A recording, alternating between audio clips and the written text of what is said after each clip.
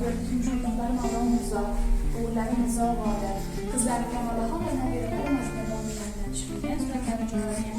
Bu albomlar esa ijod maktabiga tashrif buyurgan vaqtli mehmonlar bilan tushirgan suratlar. Shu bilan birgalikda umuman faoliyatingiz haqidagi bir tanishtiruv albomi desak ham bo'ladi. Halima Xudoyberdiyevani nafaqat shoir sifatida, balki muharrir sifatida ham bilamiz. Ular Dugonalar hamda Saodat jurnalida bir necha yillar bosh muharrir lavozimida ishlaganlar. Aynan o'sha jamoalari bilan, dugonalari, shogirdlari bilan tushirgan suratlar ham joylangan.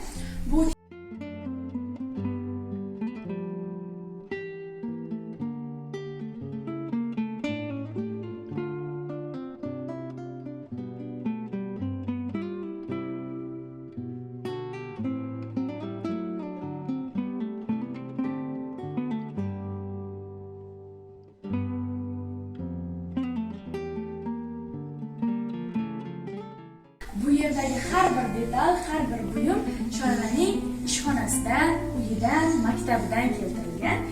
Bu yerda radio priomnikimiz, yozuv mashinkasi, stol, gilam, pianino, nimalar, soat, kitoblar hammasi shoirning uyi va ishxonasidan keltirilgan.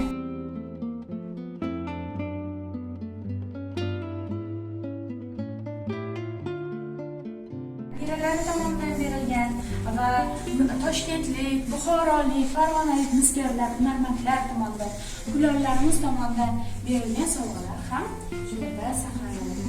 Mana 5 jildli kitoblari ham nashrdan chiqqan. Shu bilan birgalikda bu albom ijod maktabi hayotidan lavhalar keltirilgan albom. Shuni yondan yurgan ustozlar birgalikda harakat qilgan bo'lsa kam bo'lmaydi.